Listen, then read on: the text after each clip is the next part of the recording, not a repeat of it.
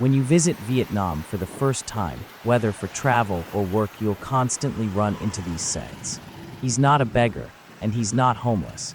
He's just working hard to make a living for himself and his family. Yet, the product he's distributing brings in a massive revenue of about $7 billion for Vietnam's economy. His entire livelihood is tied to selling street lottery tickets. Day in and day out, he walks every single alley under the scorching sun or in the pouring rain. I really feel for him, so I often buy a few tickets just to show my support.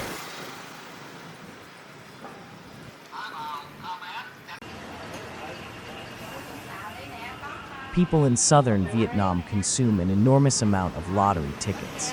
It's almost like a voluntary tax, but with a real shot at changing your life forever.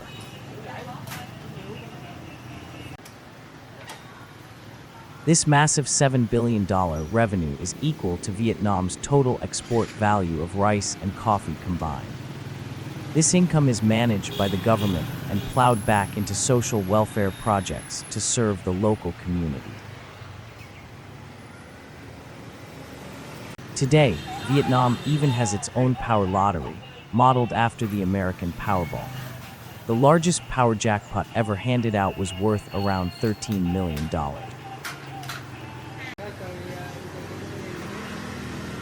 The state-run traditional lottery is the most popular type. Most of the revenue comes from southern Vietnam. These lotteries are issued and operated by government-owned companies, which distribute the tickets through wholesale agencies, and finally, down to the street vendor. This business model doesn't cost a single cent in labor.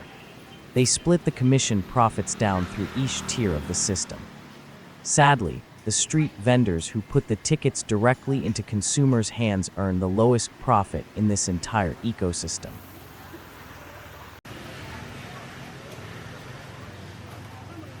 Her daily income is only about $4, and that's only if she manages to sell out all 100 tickets.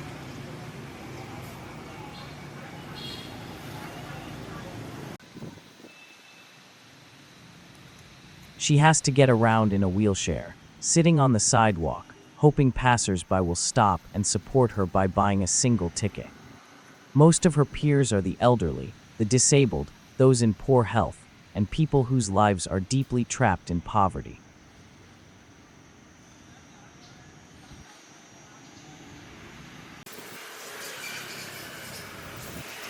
They often swap tickets with one another to meet their customers' specific requests.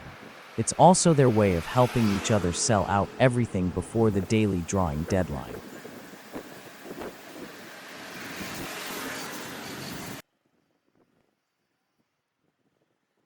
In stark contrast to the hardships, unstable income, and pure survival pressure of these street vendors, you'll see sleek, shiny luxury cars driven by lottery company employees whose incomes are dozens of times higher.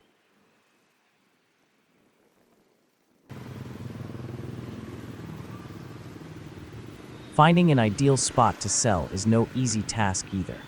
Even though sidewalks are public property, this exact spot has already been claimed by someone else.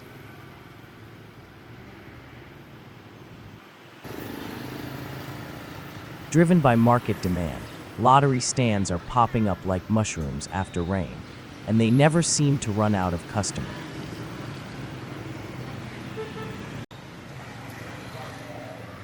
Those who own prime street front properties run businesses right from their homes, bringing in extra income and a little extra joy to their lives.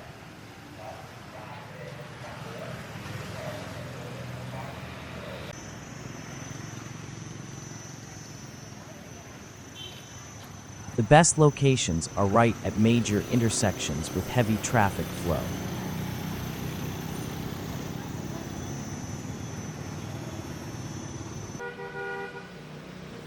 Most of their clients are regular customers. In Asian culture, people believe everyone has their own lucky number.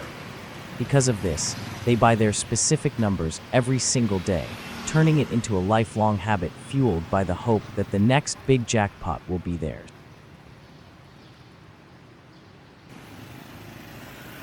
Because of their disabilities, they easily become targets for criminals who pretend to buy tickets, only to snatch the entire pack of lottery tickets or grab their wallets on deserted streets. Missing her sales goal means losing money, so she's rushing around, desperately searching for customers. With such a meager income, she also sells eggs on the side to make some extra cash.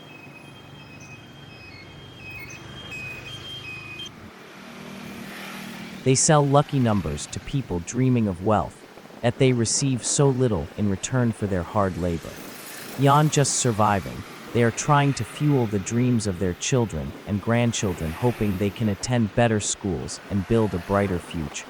If you feel touched by these reflections on the harsh reality of street lottery vendors, please support me by liking, sharing, and don't forget to subscribe to the channel for more videos.